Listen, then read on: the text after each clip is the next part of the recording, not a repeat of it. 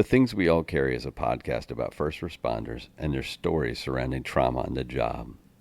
The intention of this podcast is to raise awareness and share meaningful conversation around a subject often viewed as taboo or simply ignored. Be aware this content may be graphic and it is real. It may not be suitable for children or adults triggered by this subject matter.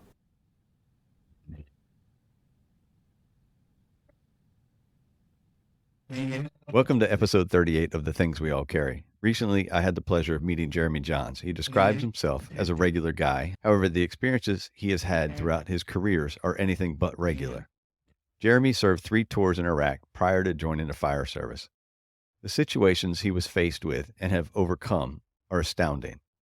Jeremy has transformed his negative experiences into something which everyone can benefit from. He is the founder and the face of the Resilient Rescuer, which highlights overcoming adverse events and traumatic experiences in relation to first responders and military personnel. Jeremy has spoken at a variety of conferences regarding his struggles with mental health and how he has developed his own resiliency. A quick reminder to please help us build a community which not only recognizes but supports each other through the struggles and recovery. Reach out through Instagram at The Things We All Carry or email mystory@thethingsweallcarry.com to offer support and share your story. Please remember to leave a review on iTunes and give a shout out to any first responder you know, love, or care about. Y'all enjoy the show.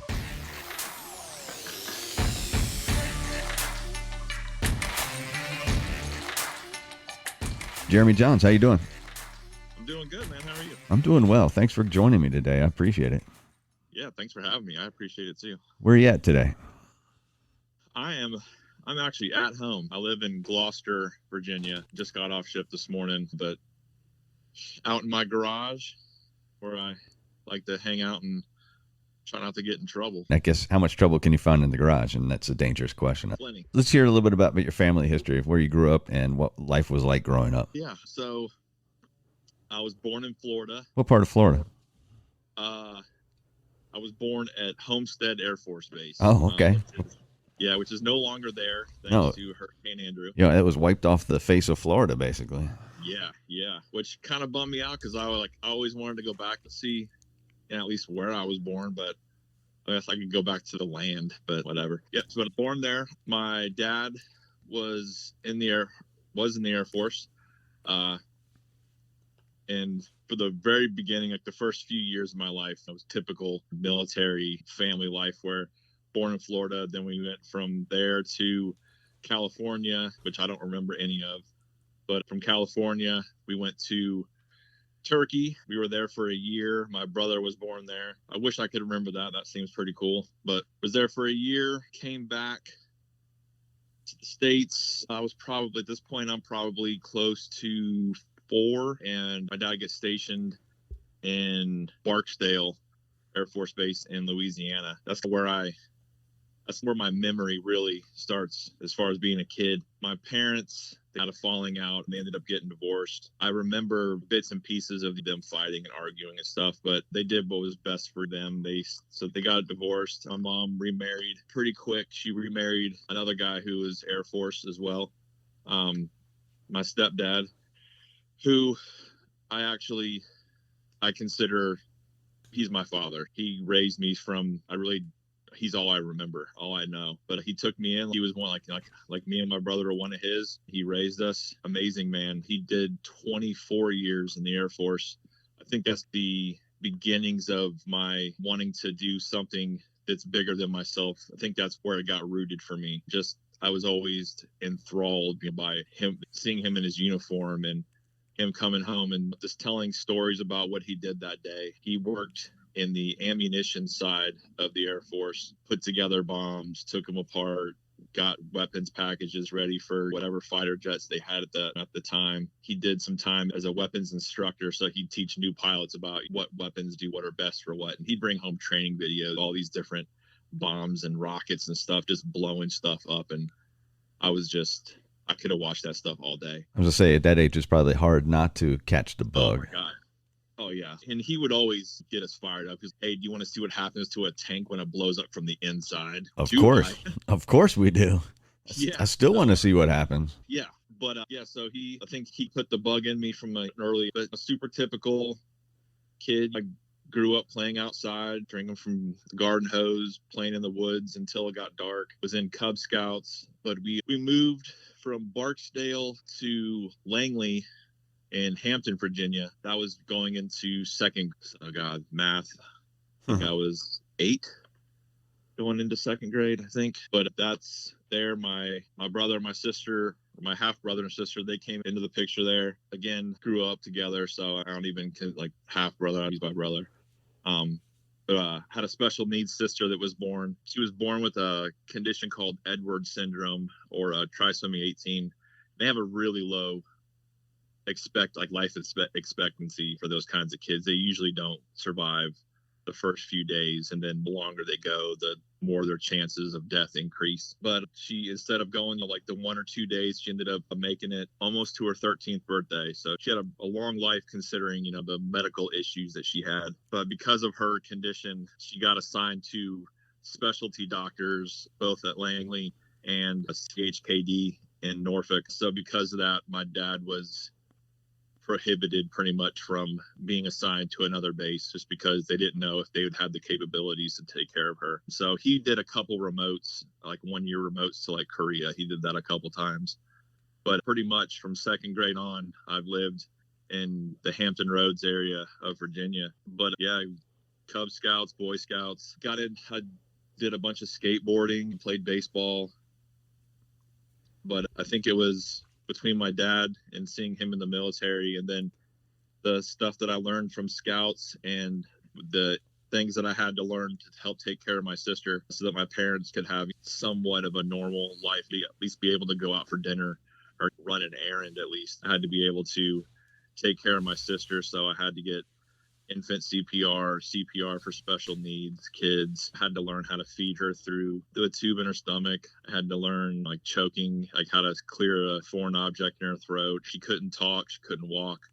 But if she could see us and she'd laugh at us if we got in trouble, or she could recognize us. But it was a lot to take in as a kid. Like you see a lot of other families that they could just pick up and go and do different things, but we were anchored to this area, and my parents were anchored to my sister and being able to take care of her wherever we wanted to go. So it was a lot of my mom would go and take us to baseball or whatever, and then the next time my dad would take us and they'd switch off. But it was really hard for all of us to go and do something as a family. But I think my parents did as best a job as they could. I can't think of any time where we did without, or that we didn't get some kind of an experience. My dad took us fishing all the time, and we did all the stuff that most kids want to do. We were pretty much able to do. So you spend the rest of your childhood in Hampton Roads area, and you graduate high school there? Yep. I graduated from Tab High School in Yorktown in 96. And I had been working with 2 of my really good friends. They graduated a year ahead of me, but they got into this computer business, and they were like, dude, it's work, but it's not really work. We're cutting up all day and getting paid to goof off. So I was like, I need to get in on that. Got in on that, and I tried going to Thomas Nelson, what used to be Thomas Nelson. Now they changed their name, but I tried community college, did that for about a year, and I found out quickly that school was not my bag. So I floundered a little bit after high school, but yeah, that's pretty much my upbringing. So where do you go once you flounder? How do you get out of? So at the time, I wouldn't say I was like in a downward trajectory. I just didn't have any real prospects. I was pretty much, I'd go to work with my buddies, cut up all day, do some work, but get off, and we'd either go skateboarding, or I'd gotten into another group of friends. They'd start up a band, and I play bass guitar. I'd go over there and we would mess around and jam out, do that, drink, and not really be productive in that sense, but it was fun.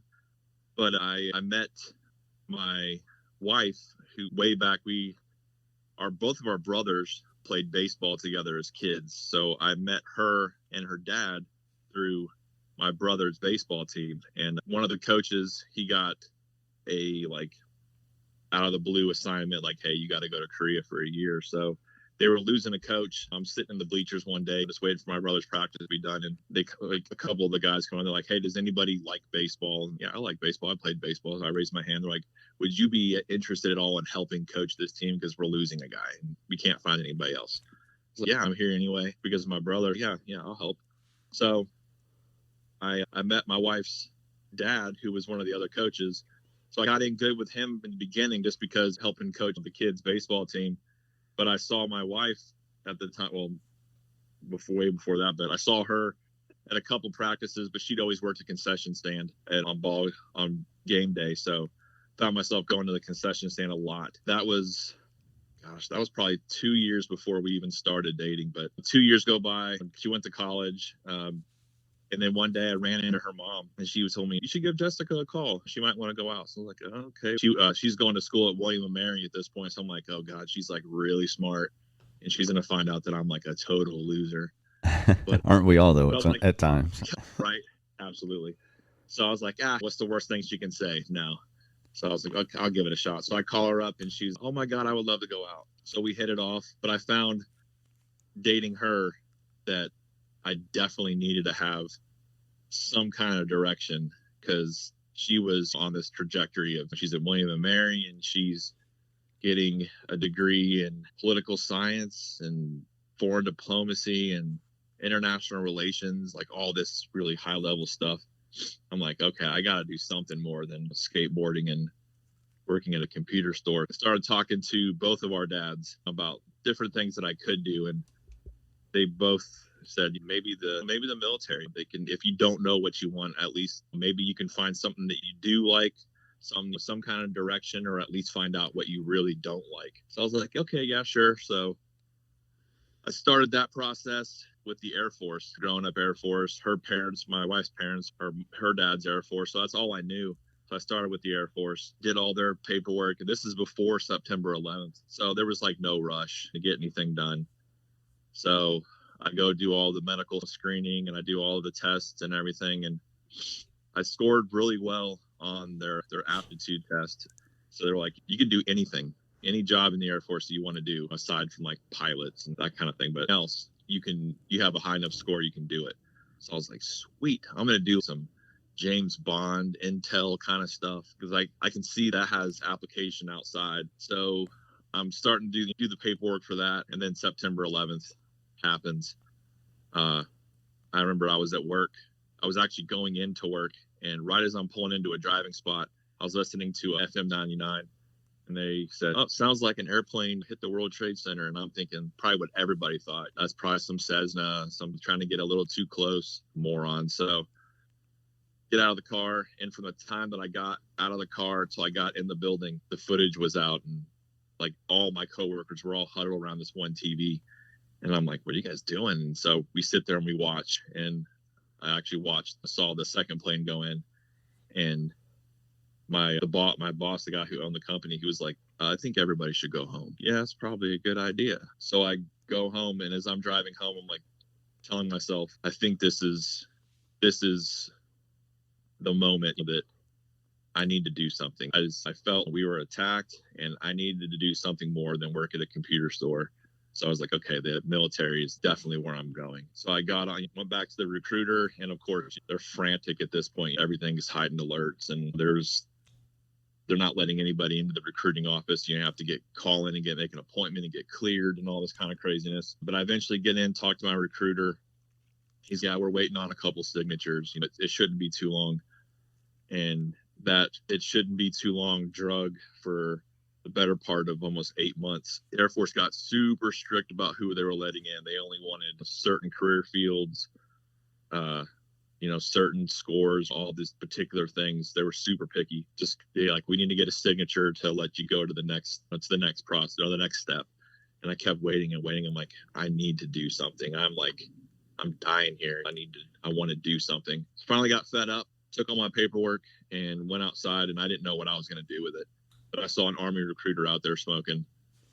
So I was like, Army, I haven't thought about the Army, but the Army sounds pretty cool. So walk over to him, and I have all this paperwork, and I said, give him the whole spiel about, what I'm going through. I said, I need to get in. What can you do for me?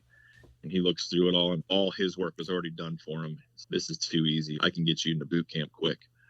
So I was like, sweet. So all we have to do is redo your medical screening, because it had been like over a year at this point. So I go and I do that, sit down with the recruiter in Richmond. He's, what do you want to do? So the Air Force guy said I could do whatever I want. So, what are my options here? He's, not many, because you're colorblind. I'm like, I am not colorblind. I see colors just fine. He's like, yeah, says here you're colorblind. So that involves computers or maps. You can't do. Oh my God. What's left? He's, you can push paper like an administrative clerk, or you can be a medic. So I was like, I had interest in the medical stuff when I was growing as a kid. Okay, I'll do medic. He was like, all right. So start pushing the paperwork that way. He's like, I got a couple things I got to go get done real quick. Here, watch this video. Pops in a video promoting paratroopers, all these dudes jumping out of airplanes and looking super cool. He comes back. He says, does that interest you at all? I'm like, that looks awesome. He's, yeah, you get paid to do it. I'm like, oh, I get paid on top of that. I'm like, oh, sign me up. So he gets out of my contract that I'm going to go to jump school. So go to basic training down in South Carolina, Fort Jackson. From there, went to my advanced school in Fort Sam Houston in Texas. Did 4 months of medical training there. Like it was a little over 2 weeks. They crammed EMT basic down our throats, got us nationally registered there. And then the rest of it was all field medicine.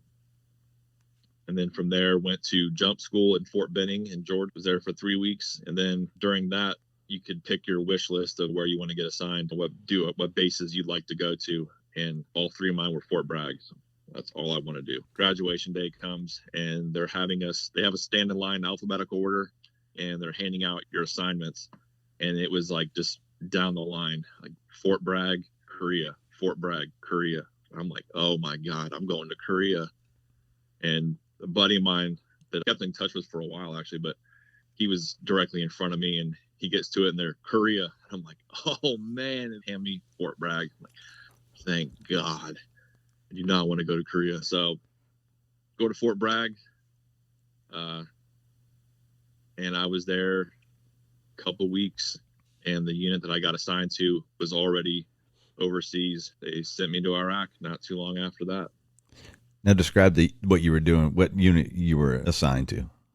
So I was assigned to the 2nd Battalion of the 325th Airborne Infantry Regiment. Fort Bragg is the home of the 82nd Airborne Division. The whole division is light infantry. So you have other installations where they're mechanized infantry, so they're tanks. The other places have specialties, but Fort Bragg is, all of them are light infantry. Might drive Humvees around, but most of the time we're walking. So if we can't get airdropped into a place, then they'll get as close as they can, and we walk the rest of the way. Yeah, Fort Bragg was a really cool place to be, because so you have the 82nd that's there, and then that's also home for special forces. So most of the groups are at Fort Bragg, and then you'll also get Rangers will come through every once in a while for training. But being that close to the special forces community all the time, they were a Suburban would pull up at the back of our aid station, and a couple guys would get out. Hey, we got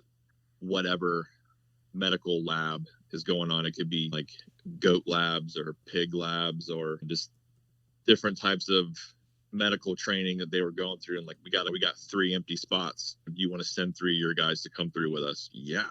So it was about once a month. We were sending anywhere from 2 to 5 guys to this really high speed, like MacGyver training. These guys were at the end of their, like the special forces medics, at the end of their training, they're like on the edge of being like PA level, some doctor level stuff. They're really, really advanced what they're capable of. So just being able to be there with them and watch, we learned so much from these guys. But every once in a while, they'd pull us over and, hey, this is how you do whatever the skill they were working on. They would show us how to do it, and then they would let us do it. So we were really fortunate that we were there and able to get this really high level training that a lot of medics in other places just weren't going to get. So it was awesome to be able to do that kind of stuff. So you get to your unit in Bragg, and you say it's just a couple of weeks and you're going to Iraq, correct? Yeah. So, what year did you first go to Iraq? I first went to Iraq in 2003, toward the end, August of 2003. So my unit had been with the initial push in March. They did the initial push or the initial invasion. So I got there in it was late September, early August, and that was a really hard time to be anywhere. After this group of guys, they were there for the beginning of the entire war. They made the pushes, they had the first firefights, all these landmark events that they were going through, and I show up a few months after that. So it was really hard for me because I got a lot of the new guy that doesn't know anything. You weren't here for the beginning, you weren't here for whatever firefight, you weren't here for all these different things, and it's nothing I could help, but it made me try exponentially harder to impress them, to let them know that all I want to do is soak up as much of their knowledge as I can. I think my willingness I knew where I fell in the pecking order. I was bottom rung. Me and another buddy of mine that I went to basic with, we were like every step of from signing up till we get to the unit, we were together pretty much. He was very outspoken, I'll put it that way. Your buddy was? Yeah. That's not really the best way to go into a unit. Not at all. Not at all. If somebody told him to do something, his first responses were, why? Or this is dumb. And like, they could have told me, dig a 12-foot hole and bury yourself. And I'm like, okay. And I would have done it. I just start working. If we would do PT, they would PT us to literal muscle failure. And I just, to the point, like we're doing push-ups and I just physically cannot do another push-up. But I have just enough energy that I can hold my chest off the ground. And I'm just holding it. And they're like, push up. I'm like, I'm trying. And my buddy's just losing his mind. This is BS. And so he would direct all the heat away from me, and they would, they'd flip out on him. And it's always good to have somebody to do that for you. Not for him, but for you. It's great. Absolutely. Absolutely. And at one point, one of the more senior guys, after I got my daily hazing, I'm trying to get myself cleaned up, and he comes over to me and you're doing a good job. Just keep doing it. I was like, okay, I'm making a name for myself as far as that they know that I'm going to do work. So I know that you have 3 tours total in Iraq, correct? Correct. And they're all the same unit and the same job. Yep. And it progressively gets more responsibility and tougher as you go, correct? Yeah, yep, for sure. Because each time I go, at that point I had gone up in rank. So with rank comes responsibility. So every deployment I was a higher rank. So I had just more things I had to keep track of. And how would you describe those tours, those 3 tours? I know they all probably had their own experiences, their own trials and tribulations, and probably the good is in there somewhere too. Yeah. But you highlighted a couple of things for me, and obviously there's some things you want to talk about, those second and third rotations, but I'll let you go off on those. Yeah, so the first deployment, that was just like the initial learning curve. Part of the world none of us have been in, around people that we knew nothing about. So it was just a lot of learning. I remember when these first became a thing, because at the time on my first deployment, we were driving around in light-skinned Humvees. So it was like a Jeep with no doors. It was like that kind of thing. We had no doors, no anything on them. We're driving with our legs hanging out the side. And then we got these flyers that were passed around, watch out for IEDs. And I'm like, I remember the first time I got it, I'm like, IED, I don't know what that is. Crumble it up, threw it away. And then we went to do a resupply at another base. And one of the trucks was just medics, because they were going to go get medical supplies. And it wasn't 10 minutes out of it that they were out of the gate that you hear this explosion, and then the radio comes up with, hey, the medical truck was hit by an IED. And I knew all 3 of the guys that were on that truck. I'm like, oh my God, that's a real thing. So just that initial learning curve of what the rest of the war was going to be like. The second deployment, it was like the Wild West. By the second deployment, we had a pretty good understanding of what the Iraqis or whoever was coming into that area we had a pretty good idea of what they were after, what they wanted to do, what their capabilities were. And they had a good understanding of what our capabilities were. So it was, I think that was 2003, 2004. So it was more, it was like this is a war. This is real fighting. Because the first one, it was like random drive-bys, nothing like real clearly thought out. They would just drive by, shoot at us, and they take off. But this one, they were actually setting up ambushes. They were planning IEDs. They had done their research, that they knew where we were driving, when we would drive down it, and they would plant IEDs all along the route. They would know, hey, if something spooks them out on this route, this is where they're going to go. They had done their homework. We learned really quick that the people that we were fighting over there, they were not dumb. That they had the advantage all day. They knew that area like the back of their hand. And so the second deployment, it was just like at that point we were driving. That's when up armored Humvees and up armored vehicles in general had come in. So we were, as soon as we drive out of our compounds, we were taking gunfire. And like I had mentioned before, with being light infantry, a lot of units would go to a main FOB or forward operating base, and they would operate out of that. So every day they would come out of the FOB, do their missions, then go back to the FOB. Whereas us, we would live in the area that we were operating in. So we would find some kind of a compound, we would take it over, and we would live in it and operate out of it. So the only time we went back to these forward bases was for like resupply, refuel. So we were just in it for the entire deployment, and they knew where we were. So they would mortar attack us almost daily. Every time we go out there, we were taking gunfire. IEDs were, if not daily, it was every other day, but it was all the time, to the point where, like hearing that one of our trucks got hit by an IED was like, it was as likely as me waking up in the morning. It's like, somebody got hit by an IED. Oh yeah. How many is that for them? So what is that mentality, like that expectation? What does that do to you as a person when you're in that always? It definitely changes you. That's when because on the first deployment, you have that kind of like when you're a teenager, I'm indestructible. I have the best training in the world. We're going to win this. Because at the time, again, Iraqis, they're wearing these man dresses and they're dumb, third world country kind of stuff. But that quickly ended when we realized what they were capable of. So going in on my second and then eventually my third deployment, going into it, I had to get myself mentally prepared. There's a good chance that I might not come home on this deployment.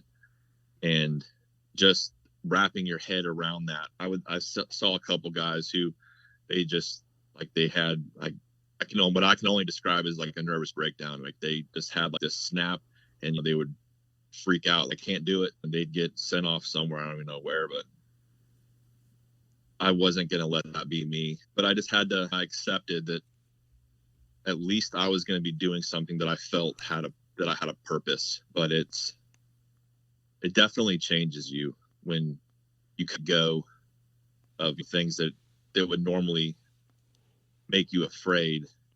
And I would tell myself, if I get hit by an IED, I just hope that if it's a bad one, I hope it kills me, because I don't want to have limbs blown off, and it could happen. I just hope that it's quick and I don't even know it. On one hand, I think it's crucial to being successful in that kind of environment, because then once you accept that fact, it's not, at least for me and the guys that I was with, we weren't reckless with that.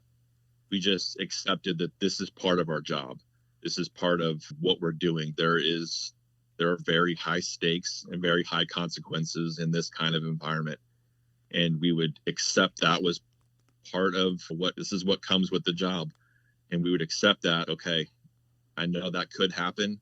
Now I'm going to do my job to the best of my ability. And if that happens, it happens. And I think it made me it definitely made me a better soldier. It made me a better medic. But I think that kind of mindset, it's not healthy when we come back home, because people shouldn't be, I don't think people should just be like okay with going to work today and today I might die. I don't think that's, I don't want to say it's not normal, but I just don't think it's healthy. I would say it's not normal. Even as firefighters, we have a job where we accept that there's some danger in our job, but we don't go to work expecting to die. There's a Right. big difference in accepting danger and accepting risk and going into work expecting to die. Yeah. That's a huge difference. And the toll that has to take mentally and emotionally has got to be massively different as well. I would assume. I've never been in that position. Yeah. It's, I think in the moment, like when I would make my peace with, like before deployment, I'd have my personal time and just sit with myself and hash out when I'm thinking, gear myself up, and I would make peace with it that this could be the last time that, that like right before we leave Fort Bragg, like this might be the last time that I'm alive in my own country. And in the moment, I thought this is the right thing. This is the right way to think of it. But yeah, I really don't. Looking back and where I'm at now, I think that I know I could have handled, or at least thought of that in a different way, that instead of thinking I'm going to die, I could get hurt, or there's a chance that I might die, but not be so accepting of it. Yeah, that's definitely a reframing of it. It's not just an acceptance of it. Right. So when do you come back from that second rotation, and what does it feel like to come back to the country, to the U.S.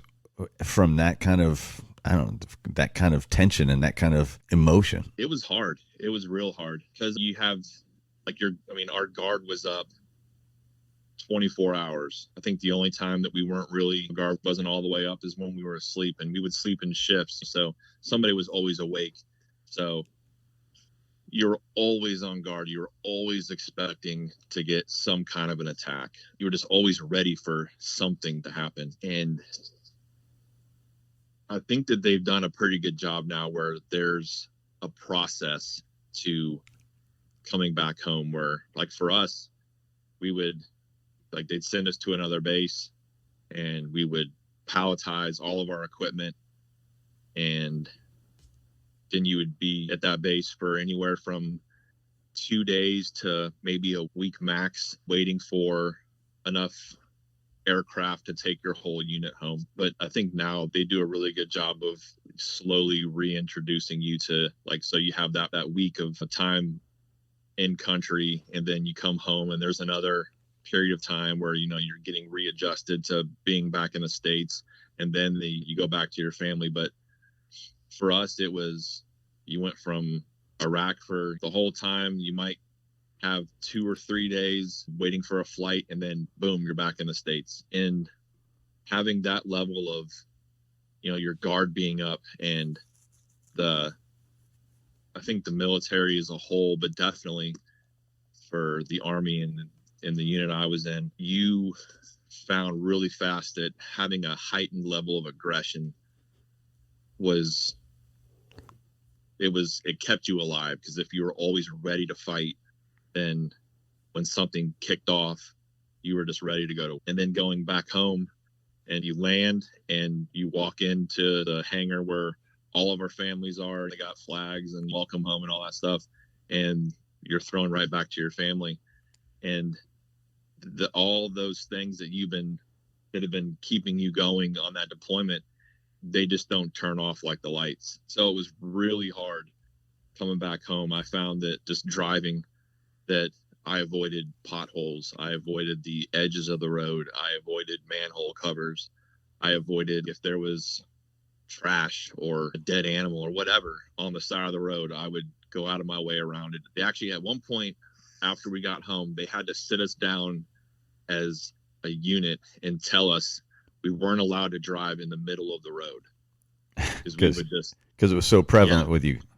Yeah, wherever we would go over there, like it could be like an interstate 6 lanes wide, we would go straight to the middle of that and just drive down, and like we owned it. Like, you can't do that. There's cars coming the other way. There's traffic laws. There's all this stuff. You got to stay in your lane. And readjusting back to that, it took a long time for just instinct to wear off, that there's not a bomb on the side of the road waiting to get me. There's not something in that pothole. There's just all these guards that I had up that it took a long time to start letting them down. That aggression level that at least I know I had, but a lot of us, that wasn't the people back home. They didn't live with that kind of thing. They weren't used to that. They weren't ready for that. So it was really hard to like get into a group of people and not be comfortable. Somebody in here has a gun or whatever. So it was really difficult to switch all that back to quote unquote normal life. And it definitely, that's where after my second trip, that's when I started noticing that things were different and that I felt like I didn't have the ability to stop what I was feeling, what I was doing. What do you mean by that? So like the first thing I noticed was my sleep, and I wasn't sleeping well. I would wake up in the middle of the night, like panic attacks, drenched in sweat. First few nights I would wake up and like first thing I would do was I was reaching for my rifle and my body armor, and which wasn't there. So then that for those first few seconds, somebody took my stuff and I'm freaking out. And my wife, and you're like, hey, she tried to calm me down. That was weeks of every night waking up like that. I had told myself like it's just part of the process. It's part of coming back home. You know, that once I get back into a regular swing of things, this will go away. And the nightmares and the panic attacks, waking up out of that kind of thing, those did start to subside, but my sleep was still terrible. Maybe getting an hour or two of sleep a night, nightmares all the time, always on edge, always on guard, not very trusting of people. I was also became very bitter toward people because over there it's a third world country and they don't have anything really, running water. They don't have any of that kind of stuff. And you come over here and people are complaining because they had to wait 10 minutes in the Starbucks line. People have no idea how good we have it here. And it just made me angry. And I would snap at people. I'd snap at strangers, but that they didn't understand you don't know how good you have it, or you're ungrateful. I was very bitter. But the sleep, I think, was the first piece that if I had addressed my sleep better, that things might have been different for me. But I just wrote it off like it'll get better on its own, or I can handle it. And I couldn't. It just kept getting worse, and it developed into insomnia. But just talking with buddies of mine, all of us had sleeping issues. And you'd go to the medical clinic and tell them, you're like, hey, I can't sleep. And they wouldn't ask why or what else was going on. They'd be like, okay, and they'd write you a prescription for Ambien. Which really doesn't make you sleep. It just knocks you out. And down the road, as I got more into wanting to have better sleep, like you said, it knocks you out. You never get into that deep recoverative sleep with Ambien. Yeah, it just puts you down for a few hours. But because of how early I had to get up going for PT and start our duty days, I was having to take the Ambien pretty much as soon as I got home. As soon as I walked in the door, I'd get out my uniform, pop an Ambien, because by the time it actually kicked in, it was about the time I'd go to bed. So I felt like all I was doing was sleeping and going to work. So after a few weeks of that, okay, I need to have something outside of work. So I just stopped taking the Ambien. But there were so many of us that were like, how'd you sleep last night? Like garbage. Us being like, it's a lot like the fire service. We're ragging on each other and giving each other a hard time and cutting up and that kind of stuff. So it feels natural there. But outside of that environment, there were probably so many red flags as far as just mental health. Like, these guys have issues, but we're just using dark humor and PT to mask it up. So on top of all that, then you get ready to go to your third rotation in 2005, correct? Yeah. So they diagnosed me with PTSD after my second deployment. It was probably a couple months before my third deployment. They tell me you have PTSD, and like it was a badge of honor, like having a mental health people tell us you got PTSD. It's like, oh man, that's awesome, which is nuts. Buddies of mine would come in, oh, mental health says I got PTSD. They told me I had that 2 weeks ago. So yeah, they diagnosed me with PTSD, insomnia, and depression. And the fix is to go back to Iraq. And the fix is, yep, just keep going, keep doing. And they would ask you, like, do you think you can are you still able to function? Oh, I can definitely function. I'm totally good. Yeah, who's going to say no? Yeah, so doctor signs off on it and go on our third deployment. The third deployment, it was, in a lot of ways, I felt like that was the hardest one, at least for me. We weren't, from a kinetic standpoint, we got into a few firefights, nothing like the second deployment. Second deployment was completely nuts. But the third one, it almost felt like a lot of it was like humanitarian aid, because we were in Talfar, which is really far north. We had set up an aid station there, and they had a few months before we got there, this city was like a hub for like bomb making and like insurgent boot camp and all this kind of stuff. The units that were there before us, they had pretty much told the town, if you are not involved in harming the U.S., then you need to leave the city. And the people that stayed, they got carpet bombed. They carpet bombed the living hell out of that town. Like, before we went in, they showed us like aerial photography of, this is where our operating area is going to be. This is where we're going to be based out of. And you could just see the pockmarks from the bombs. It almost looked like the surface of the moon. And they told us, like, it's pretty much a ghost town. There's nobody there. So it should be really quiet for you guys. Okay, cool. So we get in, set our stuff up, and it was really quiet. We would do patrols, and we'd go out for 2-3 hours walking around. The only people you would see were dead people in the street, which was it was just so bizarre and how quiet it was, which I think it got us more amped up. We just kept telling ourselves, like, any second something's gonna pop off, and it didn't. But we were just on edge the whole time. But we had done such a good job with our patrolling that, like, a lot of the like surveillance, like helicopters, they were using Kiowas. And they're a smaller helicopter. They got the huge dome on top. It's like a crazy camera. They would come in like really low in our area. And we could tell where the end of our operating area was in the next units. So as soon as the Kiowas would get to that line, they would climb to 2,000 feet. And then when they'd come back into our area, they'd drop, and they were like just above like rooftop. So they were really comfortable with how well we were keeping things locked down. But the people started coming back to the city, and they knew that the aid station was there, and they knew that their hospital just did not have the capabilities that a hospital should. So they started bringing us whatever they had, like family members that they couldn't leave town. They were there when they got carpet bombed, and there were kids with all different types of blast injuries. And there was one girl that they had used, I don't know if it was in the carpet bombing, but it was during that period. They were using white phosphorus, and she had both of her hands were like paddles, where all of her fingers were fused together just from the heat from the phosphorus.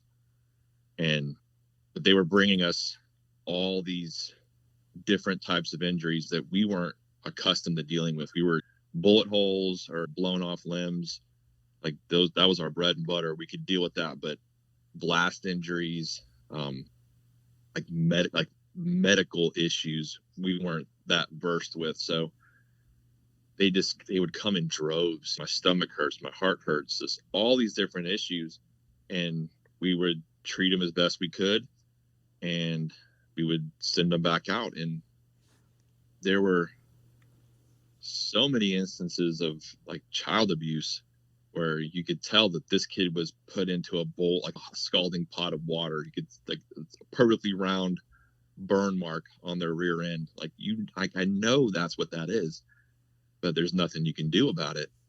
So all we can do is treat the wounds. But we were seeing all types of abuse injuries, and that I felt just a human being standpoint that, like, I almost felt like it broke me that this is what people are capable of. This is how ugly people can be to each other. And that bothered me so much more than any of the gunfights or any of that stuff. And it changed my entire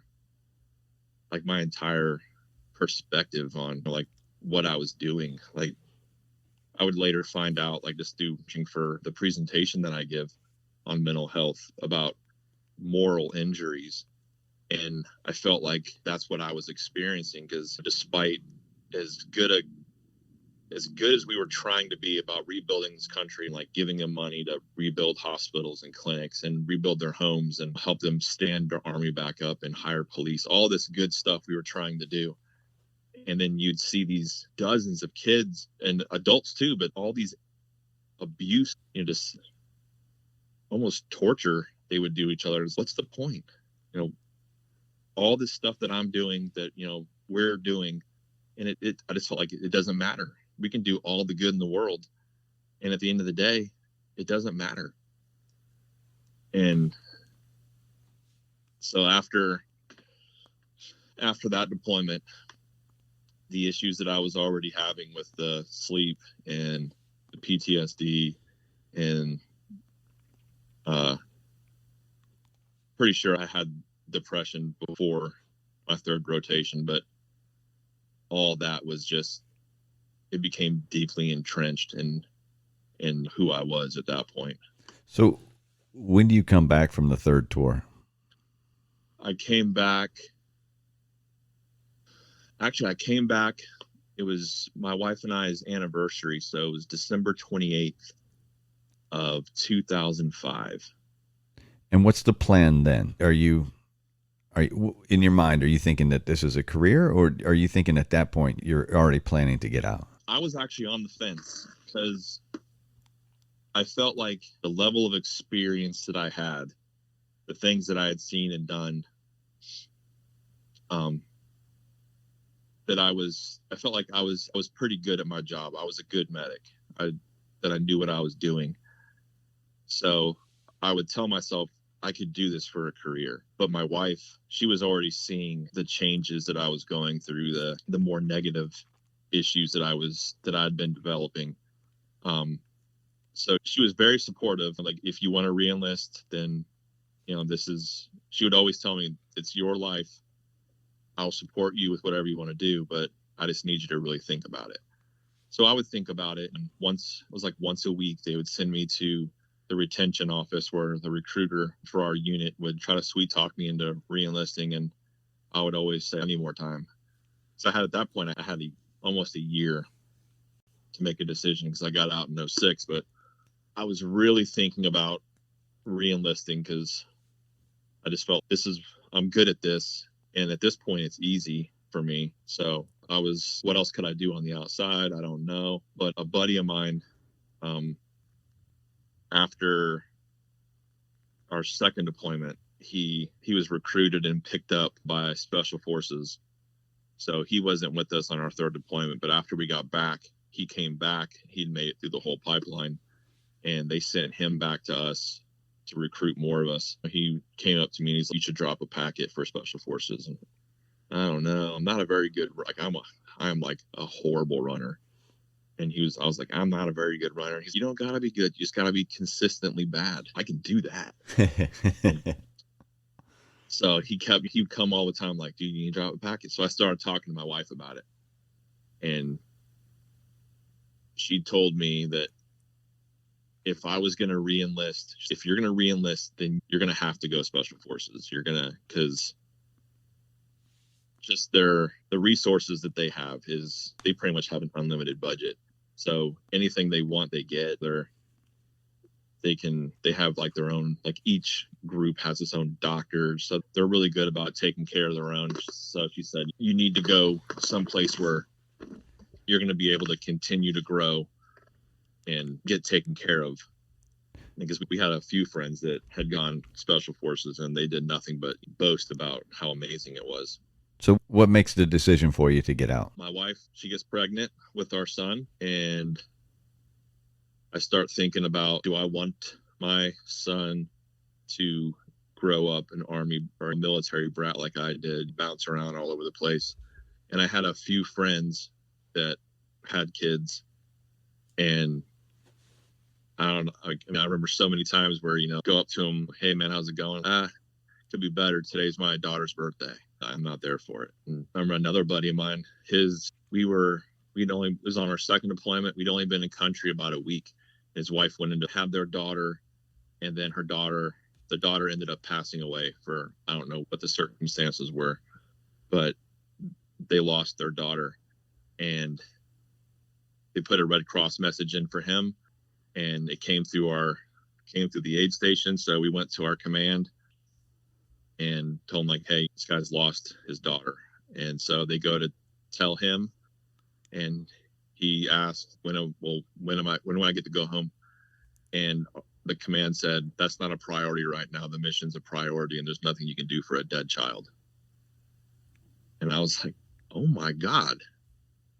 And we had to restrain him and pull him away, because he was definitely gonna make a life altering decision if we let him keep going. But just thinking about all those things, we decided that we were going to start a family, and I want to be there for that family. So I made the choice to get out.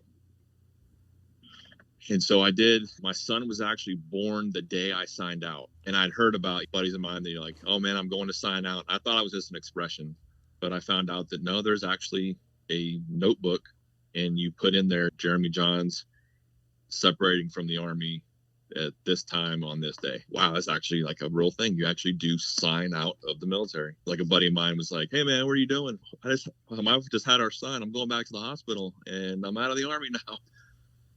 But so they'd given me a month of separation leave. So from the day my son was born on October 10th until my separation date, which is actually November 20th, I just had that time off. So we were able to get our things packaged up. We moved back to this area because my parents were still here. Her parents were still here. So it was an easy decision just to go back where family is. So we moved back here, and I got a job working in a light store for the time being, because I had not used that year that I was debating whether I was going to get out or not. I didn't use any of it to actually figure out what I was going to do with myself, because I just figured something would just happen, and it didn't. I didn't do any of the work I should have done. But yeah, so we moved back home. I'm working at this light store. I'm actually working with one of my brothers because he was home from college. So we're working together. And my youngest brother had just started volunteering at the fire department in York County. So he just started doing that. He's been on a couple rides, whatever. And we had dinner one night, and he was like, what are you going to do now that you're out? I'm like, I have no idea. Absolutely no idea. I got medical training, but I don't know if I'm going to work at a hospital or what. And my brother said, you should be a firefighter. They're all EMTs. So I looked into it and said, okay. So I dropped an application off with York County, and they picked me up in February of 2007. So in 2007, you become a volunteer or career? Career. Yep, okay. I went career. They send us through Newport News, is the biggest department on the peninsula. So they have their own academy. So all the area fire departments send their people through Newport News's academy. So February of 2007, I go into the academy. I had a national registry basic certification.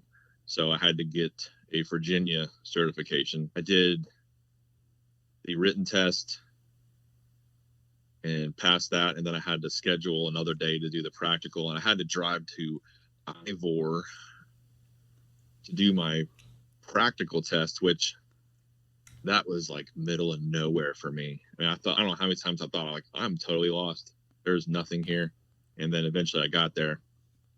But it was like the fire department there in Ivor. They did all the practical testing. They were super cool. So I got that done. So I was a Virginia EMT and York County, all they require you to have is your basic. So did 4 months in the fire academy with Newport, went back to York County. I get assigned to Station 3, which is up in Williamsburg. It borders Williamsburg City and then James City County. The three of them, they share a border. So we did a lot of mutual aid with each other. It's one of the busier stations, but get sent there. Awesome. I had an absolute blast. Like the first year, I hated going on because our shift schedule was 5 on, 6 off. So we would day on, day off for 5 shifts, then 6 days off. So when our 6th day would come around, I was like, oh man, I don't want to stop working. I was having such a good time that I hated not being at work. But going on calls as a basic, I was really limited to what I could. And I ended up becoming really good friends with my EMS supervisor, where we still talk all the time now. But I'd come to him. I feel like there's so much more I could be doing, but my basic is keeping me from doing that. And in the beginning, he was like, just get more time in, you'll get more comfortable with stuff, and we'll see how it goes. Okay, almost 2 years goes by, and I come back to him like, yeah, being a basic sucks. This is all the stuff I could do when I was in the Army, and now I can drive the truck and give oxygen and help out the medic. And so my buddy was like, well, then go to paramedic school. Okay, so went to paramedic school in 2009. I was able to use the 4 for Life program through the state license plates, so that paid for all of my paramedic school, which was awesome. But that was a year program, and that was really hard from a family standpoint, because my son was at this point 3, and my daughter was born in 2007, so they're 13 months apart. So she's 2, so you have a 2-year-old, a 3-year-old, and then I go to paramedic school on top of my regular shift. So if class was on a duty day, they just let me go to class, and then I'd come back. And then if it was off, I would just go on my own time. So I was on top of my regular shifts. I'm going to class on my off days, which put that much more weight on my wife. So that made things a lot harder. But I graduated that in 2010 and had a blast. So throughout this, you still have all the stuff you brought in from the Army. And you're going through medic school, you're in the fire department, and have you dealt with any of the PTSD, the depression, anxiety, any of that stuff? Have you really dealt with that at all, or is it just still there? Nope, it's just still there. So how does that start to show itself for you during that time? So I think the newness and the excitement of getting into the fire service, that masked a lot of the issues I've been having. And then just by nature of the job, not getting sleep, that was already something that didn't affect me that much, because I was already sleeping like trash. So I just rolled with that. But just that the new career, being motivated, I found something that I can do that I like. I was in a really good spot in the beginning, but then that, like anything, the shininess of it wears off. And all those issues that I had when I was in the Army, they're still there. They were just waiting. And we stopped getting raises. To be honest, I don't remember why we stopped getting raises. It seemed like it was like across the country, like everybody stopped getting raises. But we stopped getting raises, and that because everything continued to get more expensive.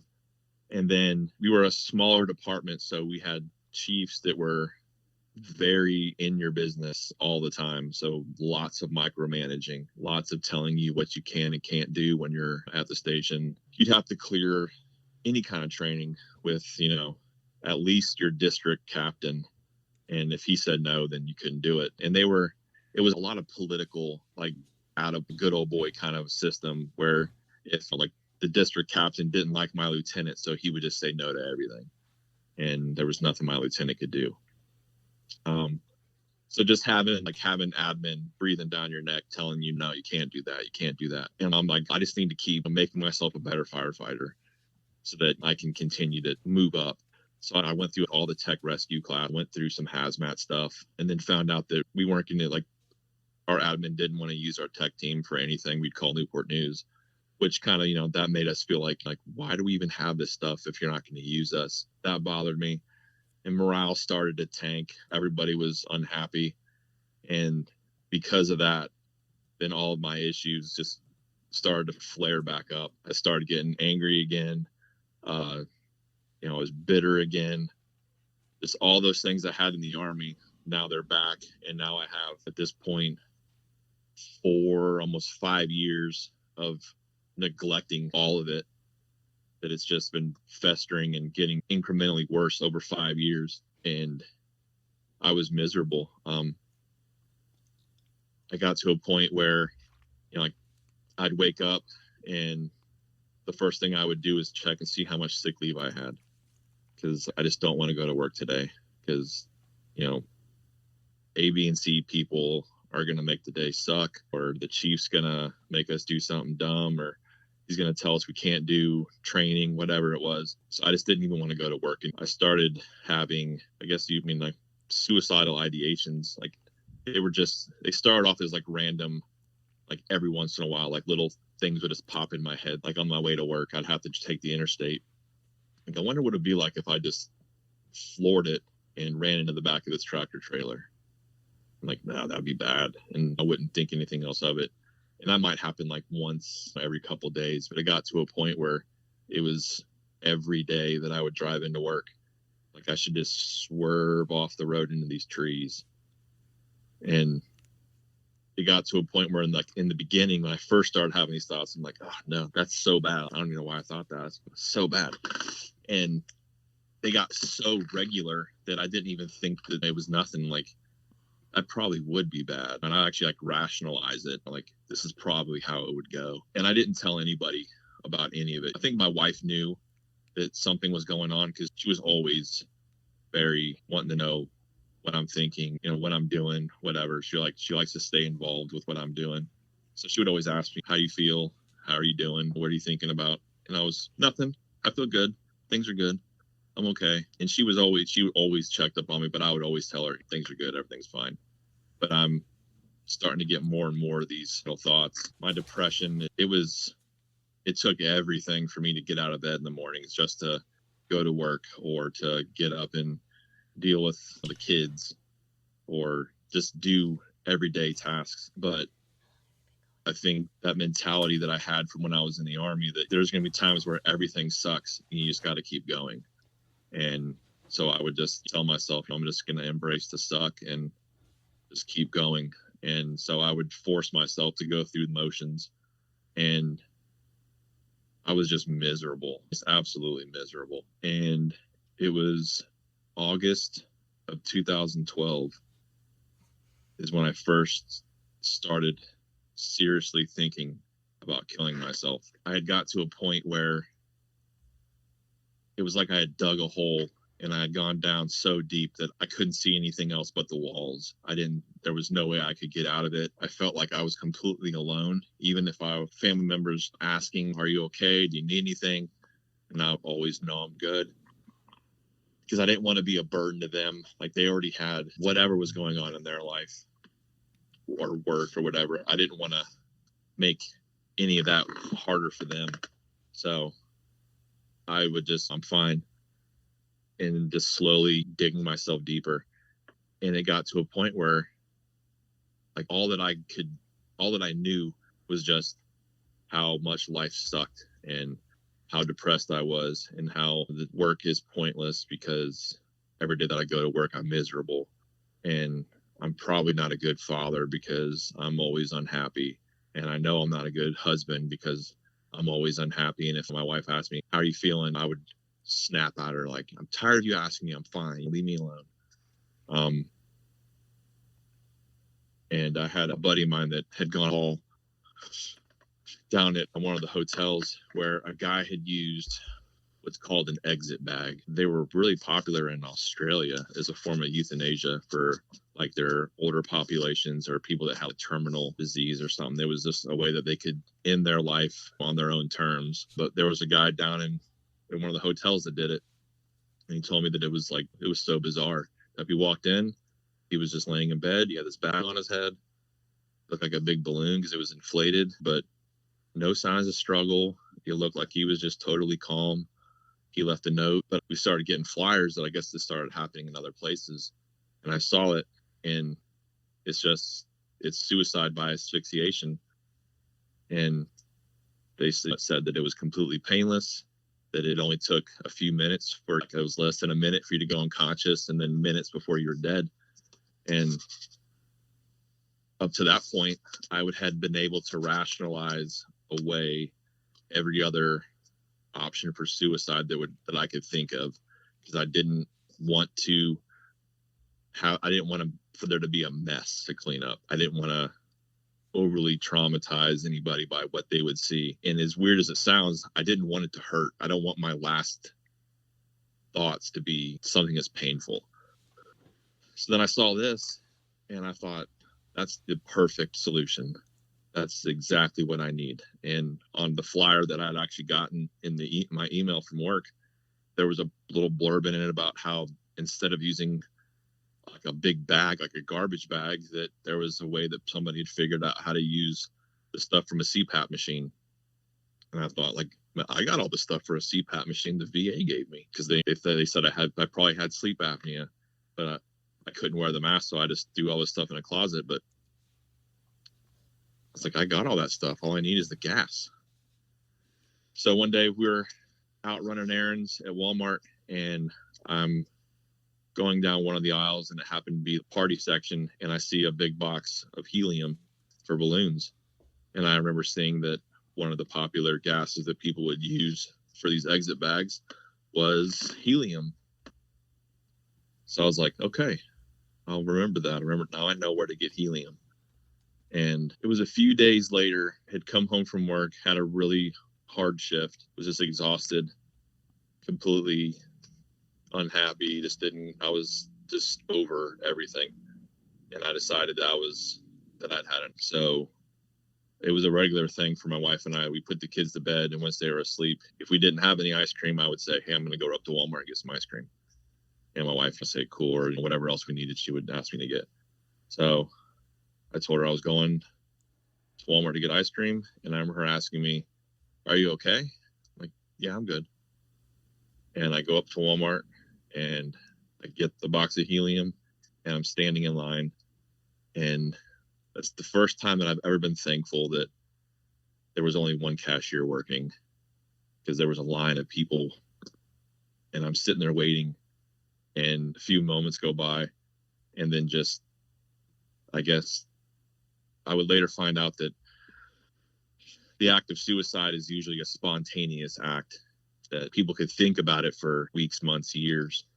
But when you decide that this is like, I'm doing it, this is the moment I'm doing it, that it happens in less than 10 minutes. If it goes past 10 minutes, then your brain's able to start saying, oh, whoa, time out. But I think me standing in that line, that I was able to have that, my subconscious say, what are we doing here? And that was the first time in a really long time that I actually felt genuinely afraid. Like, I just, like, cold chill, this incredible sense of panic. And I actually, like, asked myself, like, what am I doing? And I stepped back and I told myself that this isn't how I'm going out. That I need to do something different. I need to change something. So stepped out of line, put the helium back on the shelf, and I told myself that I was going to change, and that I was going to do whatever it took to never find myself in that situation again. So you go home, and what do you do? So I go home, and my wife's in the kitchen, and I walk in empty-handed. And so my wife was, I thought you were getting ice cream. And our dinner table was right next to where the doorway to our kitchen is. And I sat down at the table and I told her what I had just done. And I just told her, this is how I've been feeling, that I've been depressed and miserable, and I felt alone, and that I'd taken almost all the steps to commit suicide, and then stopped right before I was able to get that helium, but that this is where I'm at. And I just laid everything out. And the first thing she asked me is, why didn't you say something? And I didn't have an answer for her. I don't know why I didn't say anything. I don't know if anybody has found themselves in that place. I don't know why they don't. I know it could be like that I had convinced myself that I don't want to be a burden to somebody else, or dump my problems on them, or if it's just outright denial or whatever. At the end of the day, looking back now, they were all excuses. But I told her that I wanted to change. I wanted to be better, and that I was going to get help. And she told me that whatever I chose to do, that she would support me and that she would be there for me. And I broke down and cried, because on the way home, as I'm going through in my head, like, this is how I'm going to tell her, this is what I'm going to say, I was expecting that she might get mad at me for not having said something. Like, this could be a marriage ending situation. She might say, you're a crazy person, and she doesn't want the kids to be around me. So I had all these things that were going on. This is how it could play out. And the fact that she was still 100% in my corner, I just broke down and I cried. And I don't know how long I sat there and cried. I don't even know. But she told me that we were going to get through it, and we were going to get through it together. And so I think I'm sorry. I think one of the differences in your story is you broke down, you told her, you didn't make the attempt, which is obviously fantastic, but you didn't make that attempt. You told her what was going on. You guys as you told me earlier, you took ownership of what was going on. But then you went through everything, and we'll highlight some of the things you did, but you went beyond that. So what were the things that after that, what were the things? And obviously you see doctors, right? Yeah. I started off with the VA, and my wife, she told me that that was her big thing, is we're doing this together. So every appointment that I had, she would go with me. And I found out that there's a lot of things that I was going through that I had internalized them. And I thought, like, I'm going through sleeping issues, depression, anxiety. I'm going through this. But I didn't even take into account that my friends and family were going through a version of that themselves with me. So started going to the VA and seeing I went to their mental health clinic. And I got paired up with a neuropsychologist. His name's Dr. Gorley, smartest dude I've ever met. And I laid out for him, what I had been going through, what I experienced, and that I had come close to suicide, and that I wanted to get better. And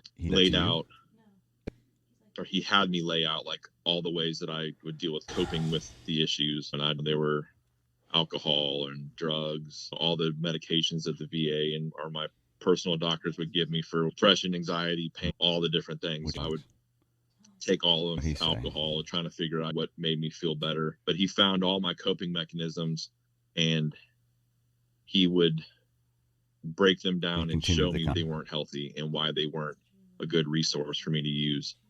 And I remember him telling me that I had an extensive list of negative coping mechanisms. And he asked me, what are you going to do?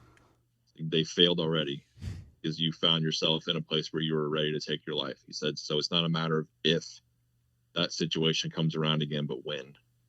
So what are you going to do different than the first time? And So I had to, like you said, I had to took ownership of it, and I said that I needed to be more Me? responsible with it, Wow. and that there was no more blaming the situations that I'd been in. There were Artist blaming other therapies. people. That all that was, those were all excuses. I was Talking going about to own, resilient these are my respirator. issues. I owned them, and I'm Explain this forward to and make the changes that I need to make so that I can continue to be the best version of myself. And I found that with my wife going with me at the time, when I first started going, I was a little bit annoyed by it because I felt like she was babysitting me. And the doc would ask, do you find yourself doing like these kind of behaviors or saying these kinds of things? And like I was saying a minute ago, like I hadn't internalized everything. So I would say, no, I don't do that. Or I don't say that. And my wife would say, bullshit. You say those, you say all these negative things to yourself around the kids, or you have these negative behaviors like the drinking around excessive drinking. I didn't think any of that was a big deal, but I didn't think about how others were seeing it. So having her there with me, I realized that there was a whole other side to my issues that I didn't even know existed. So having her there with me, I felt like it was a twofold benefit where I could address the things that I thought were issues for me, but then I could also address the issues that I didn't even know were there, but were affecting the people that were around me. So I think that was a huge benefit for me, was just having her there to be able to keep me accountable for whatever I was going through. So I know that when we talked, you mentioned that group therapy didn't work for you, but the one-on-one, that was the good one for you.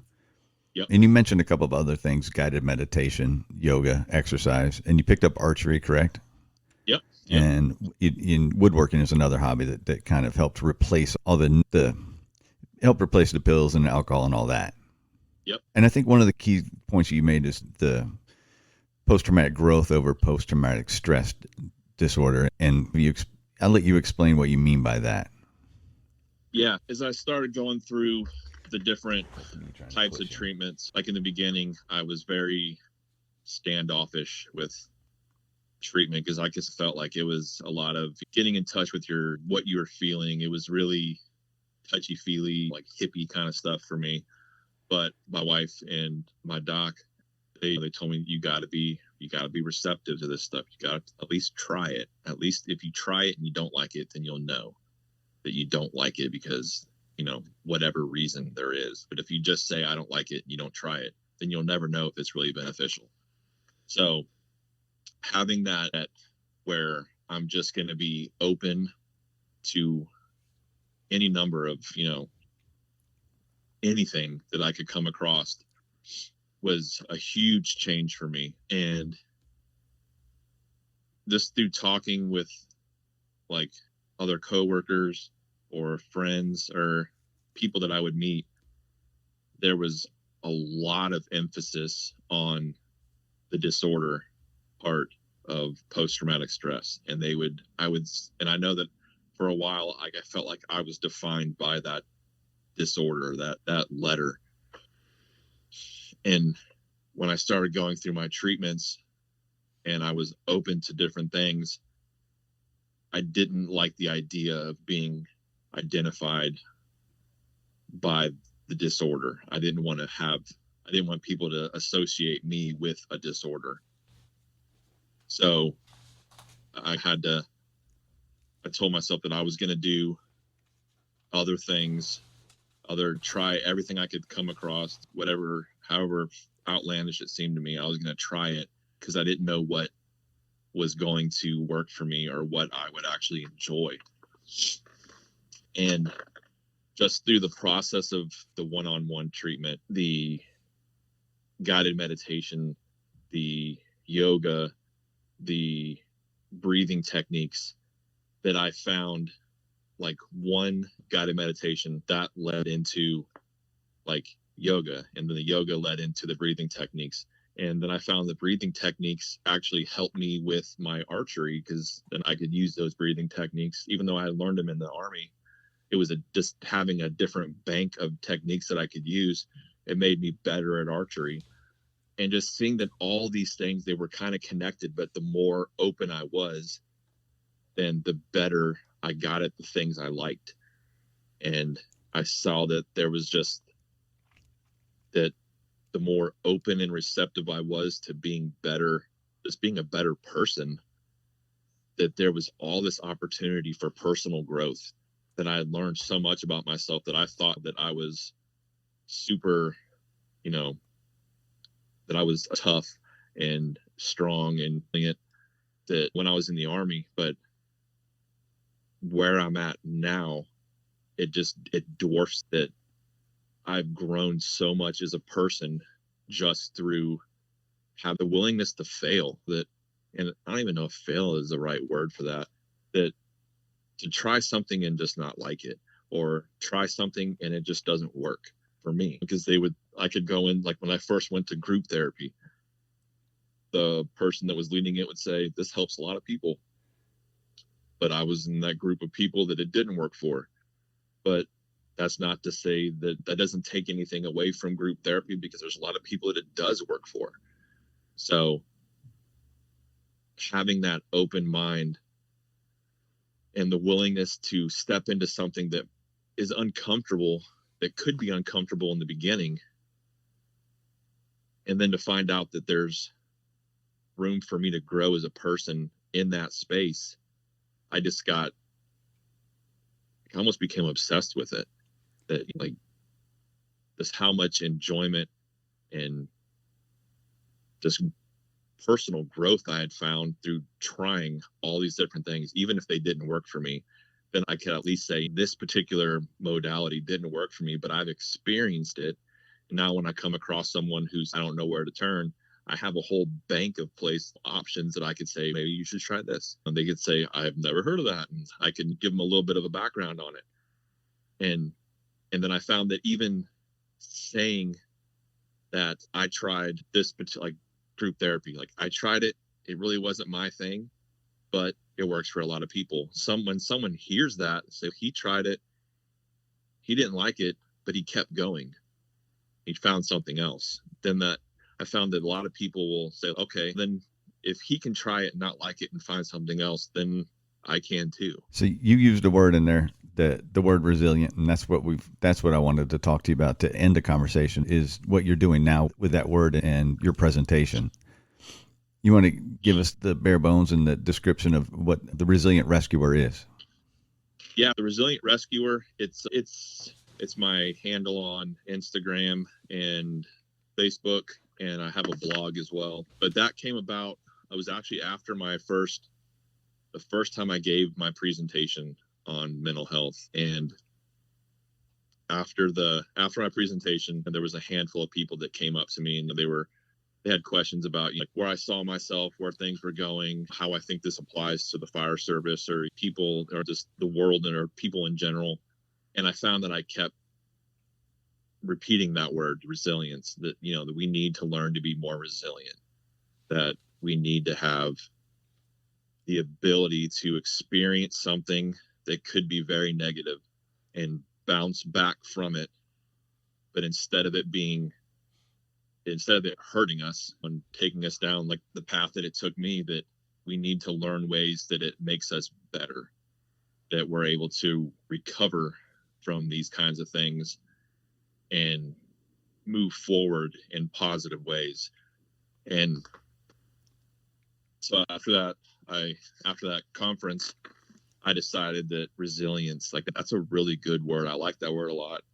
And so I decided to start the social media platforms and call it the Resilient Rescuer. And I'll post, usually sometimes it's stuff from my presentation, things that I'm going through, things that I've gone through, different techniques that I might have tried. I try to share as many of the positive ones as the ones that maybe didn't work so well for me, just because I feel like only showing the wave tops or the peaks, that nobody sees the downside to it. And I think that's a problem with our career field, the fire service as a whole, is that we're identified by those peaks and those high points, that we don't pay attention to those valleys that we can find ourselves in. So sharing the good and the bad and the ugly of what we can find ourselves in, I feel like there's value in that. People seeing that it's okay to not be okay, and that it's not a career ending situation or a life ending situation. It doesn't have to be that.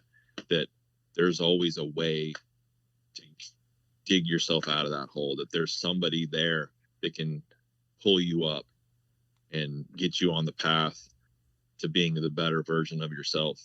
And that's all I want to do. That's the only thing that I really care about. Like when I do these presentations, I just did one at the symposium in Norfolk last week.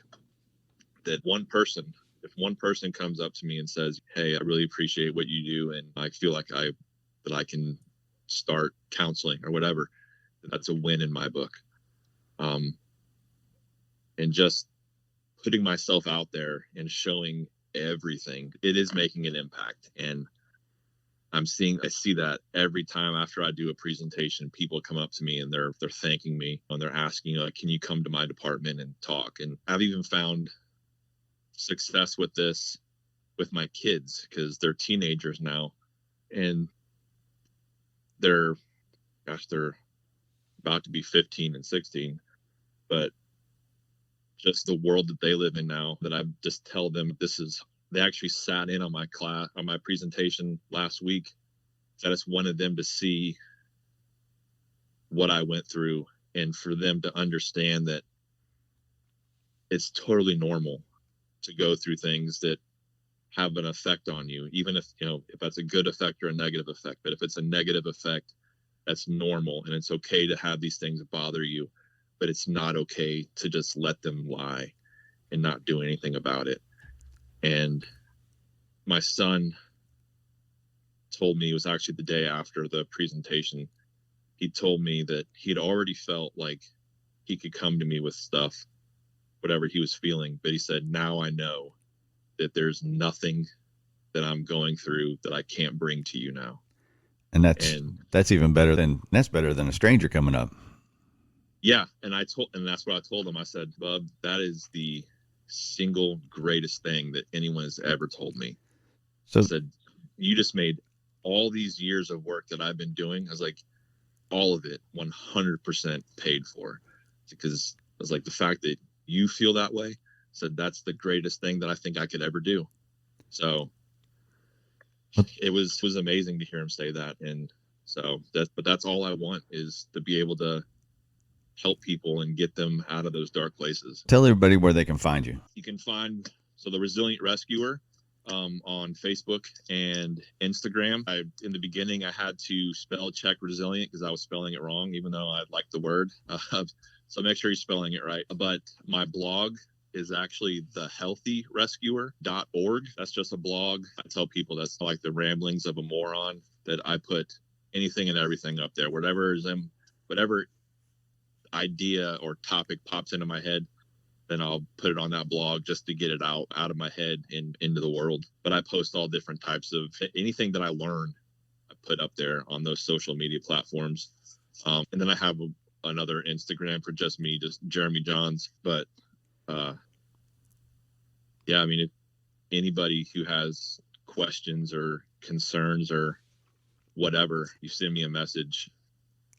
I will do my absolute best to get back and help with anything that I possibly can. I think what you're doing is fantastic. I think we'll wrap up here with the last two questions that I ask everybody, if you're ready for those. Okay. The first one is about an everyday carry, something you carry with you that if you leave home without it, you feel naked without. You have something like that? Yeah.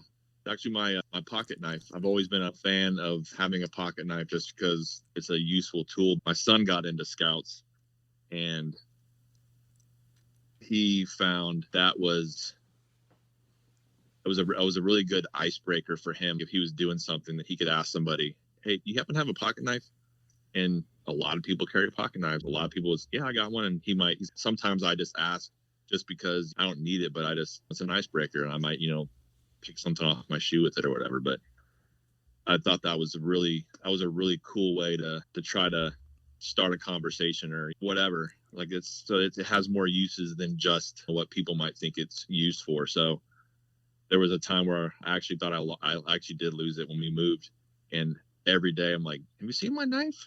And it bothered me so much, but eventually I found it. But yeah, that's my thing. I can't leave with, I can't, everywhere I go, even if I'm wearing like basketball shorts, I'll stick it in there. So then the next one, then the final question is a book that you might want to recommend listeners to get into or read, something that's going to give them some benefit. Yeah, I think the first book that I started reading, it was actually referred to me by my doctor, Dr. Gorley, was a book called On Combat by Colonel Grossman. His first name is escaping me. But if you search Grossman and On Combat, he also wrote a book called On Killing. But Dave Grossman, I just searched it. Yes. Yep. He does a fantastic job of taking like the psychological part of, it's geared primarily toward or for military and police, but there's a lot of really good applications just for first responders in general. But it takes the psychological part of our like things that we go through, and it breaks it down and shows why these are all natural things that we go through. And the first time I read that, a lot of things like, okay, I remember going through like auditory exclusion, like when things got bad, I couldn't hear. That's a defense mechanism that our body does to keep our hearing in. But there's just all these different things in the book, and it did a really good job of making me realize that I wasn't alone, and that a lot of people were going through a lot of mental health issues.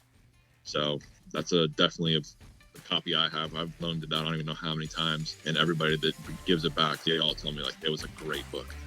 So I definitely recommend that. Awesome. What I'll do is I will link that in the show notes along with your information. And you sent me a link about one of the things that happened in your third tour of Iraq, and I'll link to that in there as well so people can get a glimpse of something that you saw over there that would affect anybody. And the article is fascinating and devastating. So I'll link that in there as well for you. And like I said, I'll link your blog, your Instagram, your Facebook, and everything so people know how to reach out to you and see if we can get you some more speaking engagements. Awesome. I appreciate the conversation, sir. That was in depth and fantastic and very interesting. Thank you. I appreciate the opportunity. And I will be in touch with you. I'll let you know when this is coming out, and I will give you a heads up. How about that? Sounds good, man. Thanks a lot. All right, man. Take care. You too. All right, we're out. Thanks for listening to another episode of The Things We All Carry. Head over to the website, thethingsweallcarry.com, for show notes, resources, and to sign up for the newsletter. Until next week, take care of yourselves and remember to check in on each other.